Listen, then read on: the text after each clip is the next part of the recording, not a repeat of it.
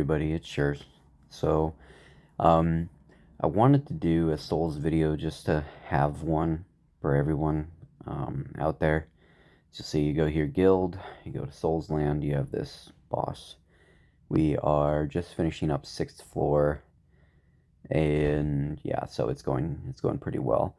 But yeah, I wanted to do the Souls Land, Souls boss thing just to show you what the methodology and the process should be pretty self-explanatory, but and then at the same time, maybe do a little bit of an update on kind of the thinking. So and composition and kind of my character a little bit too. So this is gonna be a little bit longer, but anyways, so the Lord of all Souls right here. We are on level 6. You'll see you have these rewards. We've been clearing it pretty well. I don't even attack the first 2 stages, just because then I can go to stage 3 and take it out basically in a couple hits. As long as the guild, of course, does their attacks early enough. So if you don't know, you get 3 attempts per day, right? So you have those, and then and you start the week with the reset every Monday with 6, and then you get 3 every day. So you can stock up 6. So your highest damage dealers should save their attacks for the bigger stuff. So remember, this is where the methodology comes in. So you see me here, I hit here. Oh, you can't see its power. So you can see here it gives minus 5% HP, which to me is like the worst. You have a final boss defense thing that also is kind of mid, not great. You see here we took a final boss damage amp. We reduced its damage amp, and then we gave ourselves damage reduction and defense.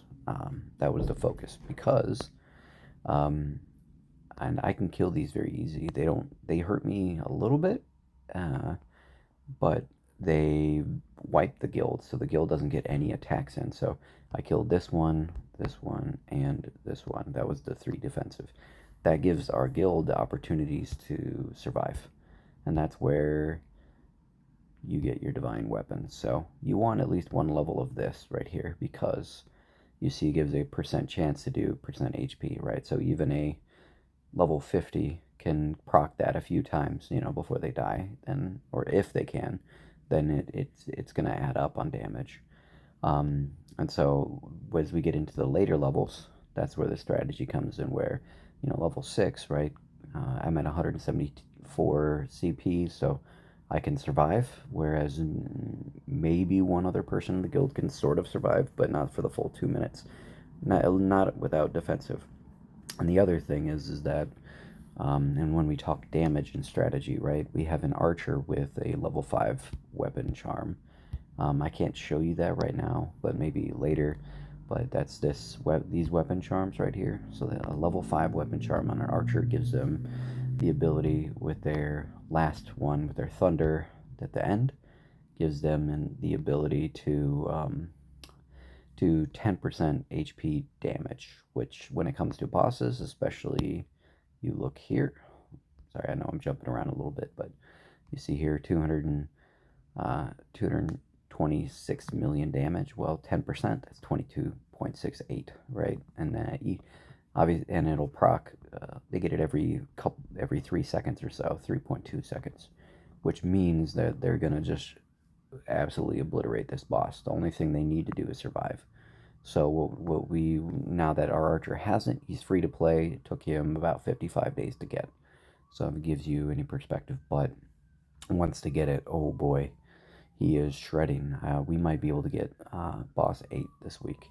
So as you see, once you get through floor 6, the rewards go way up. We start getting these Ying spirits. I can do a little video on circles here in a little bit, maybe a short one, just to show you kind of priorities and stuff. But yeah, you get all this loot. These are essential, right? Though these bad boys, I don't know, we have way too many, but anyways, so yeah, big thing. We save big boy attacks for either finishing boss, right? In level 5, I used my last attack to finish boss. And then on level 6, right, or level 7, whichever ones you start struggling with, I use my attacks to take some defensive stats for the guild. And then our archer, I took this down to 16.57 million. So at reset today, I'll probably use 1 or 2 attacks and finish it off. So yeah, that's the thinking, and you have to gauge where that is by where your guild is at, right? So, you know, if your guild can barely get through stage 3, then you know maybe your big boy is going to be, you know, taking down the defensive stats for the guild at, you know, stage 3, right? Whereas right now I'm doing it at 6, so that if that gives you some perspective. But yeah. As an aside, I don't know if you see this chat. This guy here, Moondragon, he is a bigger whale, much bigger whale than I am. Why is this character thing not loading? Anyways, and usually in world chat or cross server chat, you can click on their name and their character screen will pop, but it's not right now. So, but yeah, he's got like 200,000 CP. He's much higher than me. But he is, me and him are working together to try and get this next path, the legends, to come down. I am gonna do an update on the rest of the paths that you haven't seen, that at least that we've cleared here shortly as well.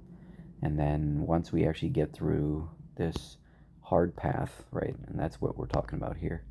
Once we get through this Wurma Temple, you'll see some of this loot where it's gonna open up quite a bit. See, I need that Supreme Ring. And as you get up here, you'll see some of this. You get legendary battle marks. That's massive, right? Especially when you're trying to forge, and then you get a Supreme chest here. So if we can get through, this one, we're supposed to be able to walk through the rest. So that'll open up some serious loot for us. But yeah, so that's kind of just a quick update on that. I just saw the chat, so I wanted to show you all that.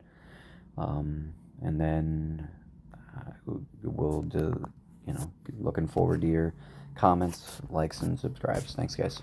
If you have any questions, let me know. Bye.